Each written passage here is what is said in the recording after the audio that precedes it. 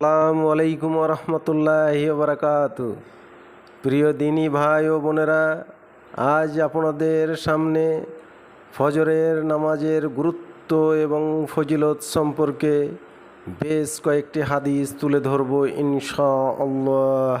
ভিডিওটি শুরু করার আগে আপনাদের কাছে ছোট্ট একটি অনুরোধ, ভিডিওটি শেষ পর্যন্ত দেখুন এবং চ্যানেলটিকে অবশ্যই সাবস্ক্রাইব, লাইক অ্যান্ড শেয়ার করতে ভুলবেন না।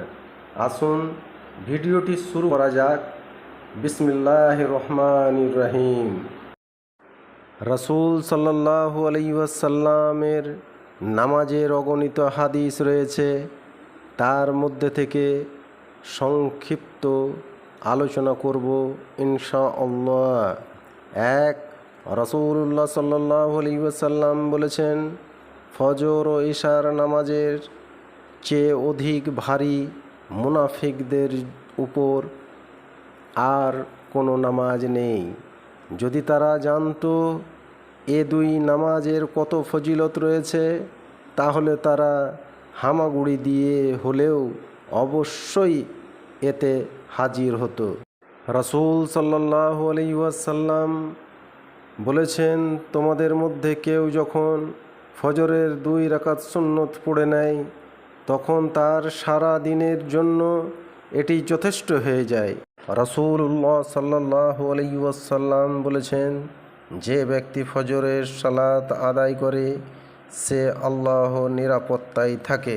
রাসূল সাল্লাল্লাহু আলাইহি ওয়াসাল্লাম বলেছেন, যে ব্যক্তি ফজরের নামাজ জামাতের সাথে আদায় করে সে যেন রাত্রি জাগ্রত করে পুরো কোরআন পাঠ করল।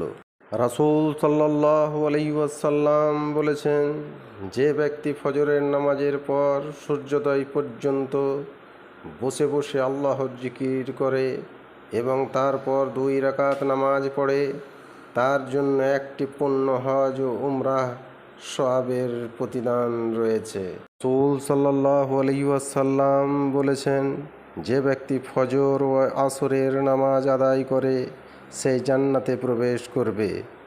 রাসূল সাল্লাল্লাহু আলাইহি ওয়াসাল্লাম বলেছেন, ফরজ নামাজের মধ্যে সর্বাধিক মর্যাদাপূর্ণ নামাজ হলো ফজরের নামাজ। রাসূল সাল্লাল্লাহু আলাইহি ওয়াসাল্লাম বলেছেন, যে ব্যক্তি ফজর পড়ে সে আল্লাহর সুরক্ষায় থাকে। কাজেই আল্লাহ তার কোনো বিষয়ে তোমাদেরকে জবাবদিহিতার মুখোমুখি করবেন না, কেননা যে কেউ আল্লাহর সুরক্ষা ভঙ্গ করে আল্লাহ তাকে মুখ থুবড়ে ফেলে দেবেন এবং সে জাহান্নামের আগুনে প্রবেশ করবে। রাসূল সাল্লাল্লাহু আলাইহি ওয়াসাল্লাম বলেছেন, ফজরের নামাজ জামাতে আদায় করা যেন পুরো রাত জেগে ইবাদত করার সমতুল্য।